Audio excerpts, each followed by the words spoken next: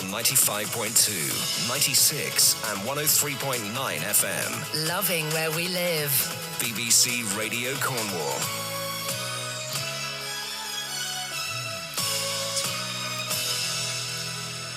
Mittender. Good morning. It's 8 o'clock on Tuesday, the 23rd of August. Welcome to BBC Radio Cornwall Breakfast with me, James Churchfield and Pam Spriggs. And here's Mal Osborne with the news. Thanks, James.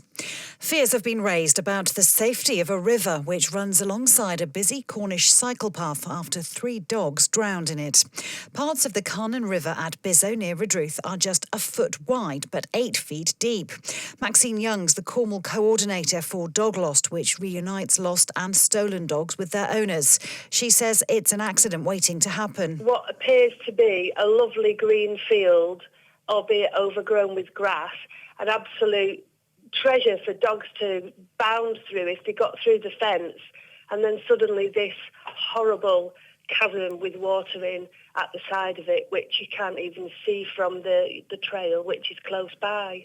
In a statement, the Environment Agency says, "We are extremely sorry to hear about the recent incident. The watercourse is very narrow in places with steep and unstable banks and poor water quality in the river from old mine workings.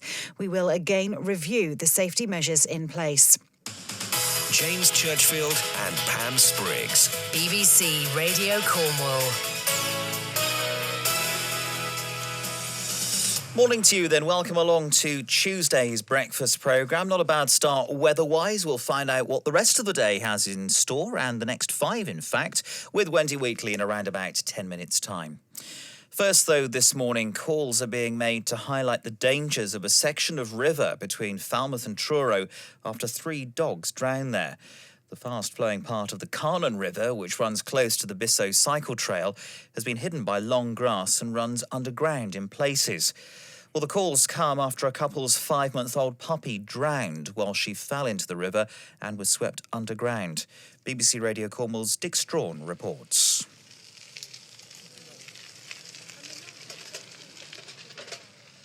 Friday evening stroll along the Bissoe cycle trail was supposed to be a treat for one young couple from Caharrick. As they strolled alongside the Carnon River with their dogs, they were oblivious to the danger just a few feet away. But then their puppy Luna suddenly disappeared and the mood immediately changed. James Cooper and his partner Kaylee pick up the story. We were walking both our dogs along the bike path. Both our dogs ventured into a grassy area, looked pretty safe. Within seconds of being in there, our youngest puppy fell into this crevice, and then it went all silent. Did you hear her fall? Did you know she'd fallen, or did she just disappear from view? We last seen her, and then literally a split second later, she was gone. We were hoping that she'd gone behind a tree, wandered off, and it wasn't until we walked across the grass that we could actually see the crevice that she'd fallen down into. Did you know the crevice was there? No idea. Not to the extent. We thought there was possibly a stream there. Nothing to the extent of what we found. It was completely covered in grass. Luna wouldn't have seen the spot until she was on top of it, and it was too late. As soon as we thought she'd fallen in, I jumped in to try and locate her. Didn't realise the extent of the depth of it, and got in a little bit of trouble myself. What were you confronted with when you pulled back the grass? What did you see? Most of it's about 3 foot drop to the water, and then once you're in the water, it's another 4 to 5 feet deep, fast flowing, and then it disappears underground in several spots. I went in, a few times. The last time I couldn't go in again because it nearly dragged me under. Yeah, a child could easily fall down there. I mean, an adult would struggle to get out of there without any kind of help. Kaylee called the Carbis Bay rescue crew for help, but after a fruitless search, they had to return the following morning. Mark Thomas was the lead rescuer. So there's a team of 4 of us down here at 9:30 in the morning, and they got all wetsuited up, and we had flotation devices on them and safety lines. Well, I've not actually been in this section, but I have a lot of times been in a section further upstream, which is very similar to this, and I knew that it was very deep and very narrow. I wasn't aware of this section being exactly the same, but the second I saw it, I recognised it was the same, so I knew it was going to be deep. I knew it was going to be fast flowing because we're just downstream of the county adit and the Will Jane adit. So we've got, over 100 mines draining into this river, so I knew it was going to be quite fast flowing and very deep. But sadly for James and Kaylee, there was to be no happy ending. Pretty much the last underground section that we checked, one of our team members, he felt the dog brush against his legs, and then we knew that it was going to be bad news, and so it's then just a matter of recovery. A month ago, Emma and Terry Teague from Baldu also lost a dog in the same culvert. Later that day, when their second dog jumped in and Terry attempted to rescue it, things suddenly went from bad to worse. Without even thinking, I got in there. I managed to grab the dog, got him up and lifted him up to Emma, got him up, okay. Then I tried to get out myself, and by this time I was getting weaker.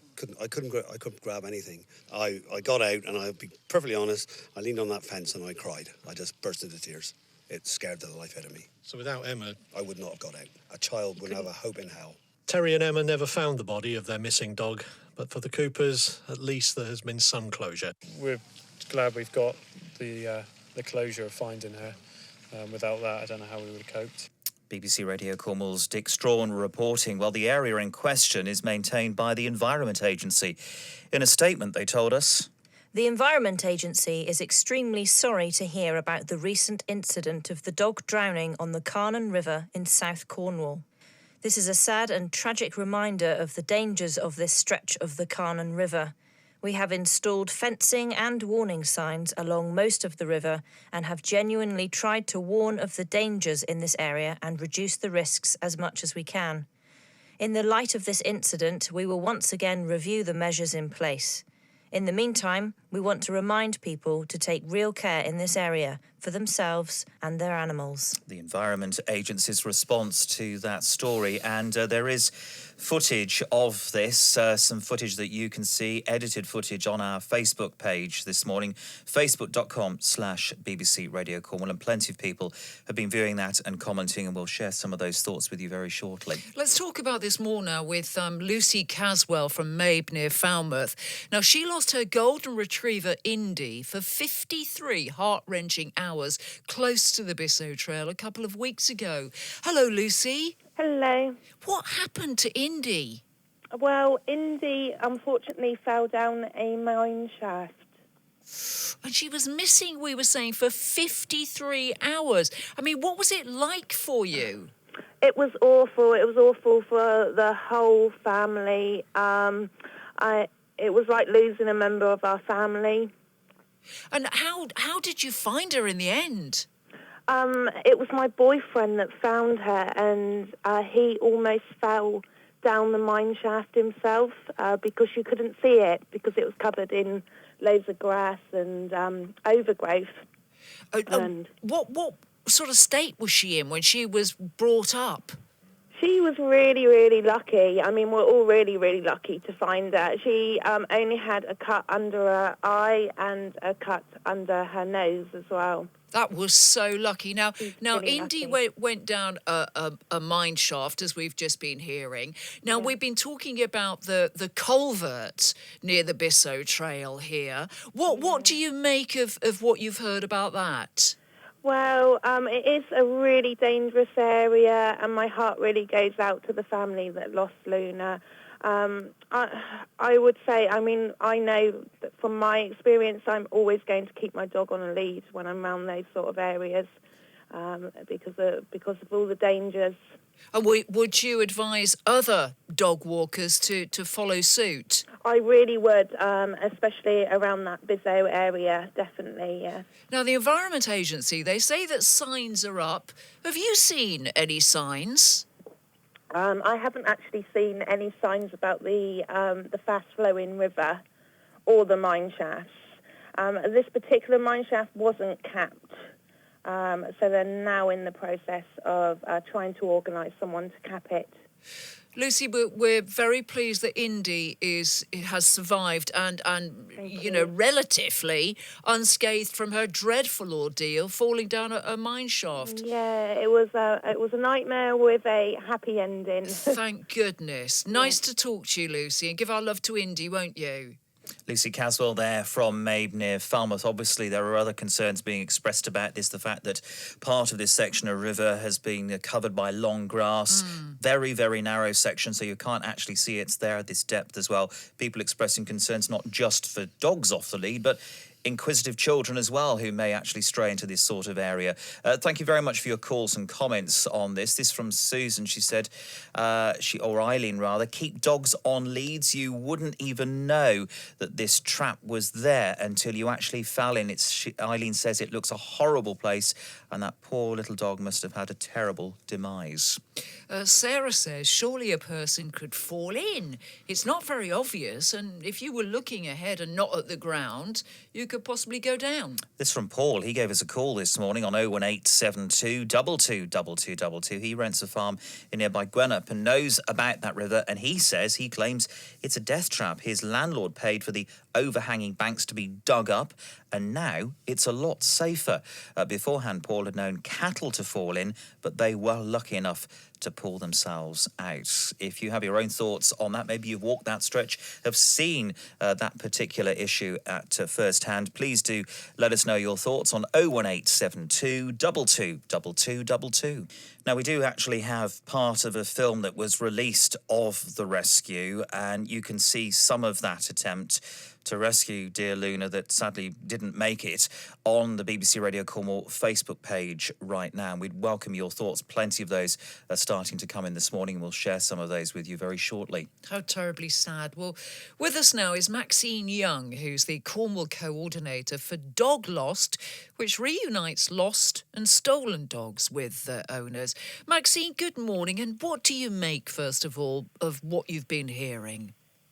Good morning. It's really, really sad that such what would normally just be a happy walk with the dogs turned into such a tragedy. It really is. And I went down there myself to have a look. I do know the area. And I went down there myself to have a look.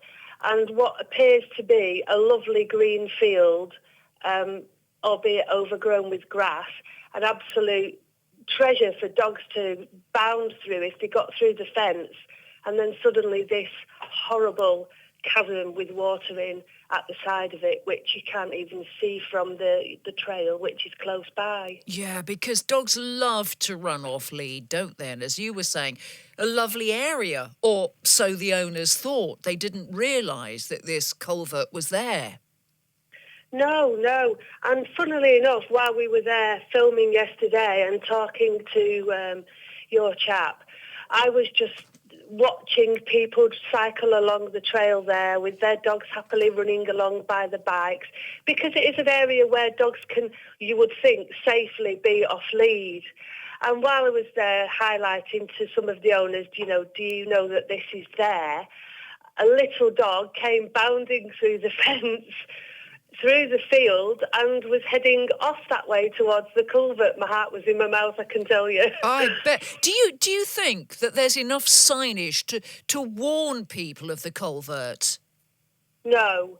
Where I entered the trail there from the road, I didn't see a sign. I understand there is a small sign there saying danger, deep water, but it wasn't obvious.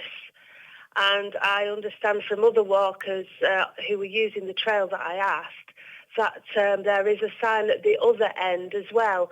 But there is no wire on that fencing to stop dogs going through into that park, into that field. And even if a children was to follow a dog through there, it's quite easy. Yeah, what more do you think could the environmental people do? Well, I'm sure they could, erect more signs and perhaps put some form of chicken wire along that section, along the base of the fence there to stop dogs going through. A lot of people know there is a river along that trail, But at that section there, it just is not apparent at all because of the grass, which was overgrown, as I say. And it just looks so inviting, a lovely little meadow for them to, go and bound in. And I know it's fenced, but dogs don't understand fences like that. No. They can easily get through. Of course, being a dog owner, I fully understand, and I would be devastated. I don't think I'd recover if anything happened like this to my Casper. And just finally, what advice would you have for dog owners who take their dogs out in an area like this? Well, it is difficult because, as you know, all over Cornwall there are hazards for them. There are mines which are hidden and not always mapped and capped. There are cliffs that people walk the dogs on the path. So it isn't always evident to people the dangers. Some of them are more obvious. And just have a research of the area if you can. If you're on holiday especially, have a research of the area. If you're going to take your dog for a walk, perhaps take the dog on a lead first and check the area out so you know yourself what hazards are there, how close the path is to the cliff edge or to the river, any mines in the area. And just be vigilant, really. Thank you, Maxine. Thank you for that advice. And thank you for talking to us this morning. Maxine Young there, who's from Dog Lost. And Dog Lost reunites lost and stolen dogs with their owners. As I mentioned, we've had plenty of comment from you already on our Facebook page relating to this. A mixture of opinion as well being mentioned here. This is from Vicky. She writes, our Labrador had a lucky escape from there several weeks ago. He ran off from the path and disappeared for over 30 minutes, most unlike him. He eventually found us along the path where we'd been calling him, looking extremely exhausted and covered in mud. The poor chap had obviously been struggling for all that time to get out of the water. He was very, very lucky, and I certainly won't be taking him there again. This from Lee. Lee argues owners should take ownership of their dogs. Dogs are not the brightest and should be watched over. Do we close and make safe the coastal footpaths next? And this from Carol, who writes, do we have to wait until a child drowns till they do something here? It's a living being, and that dog suffered till it drowned. So a variety of opinion coming in. More on this to come a little later.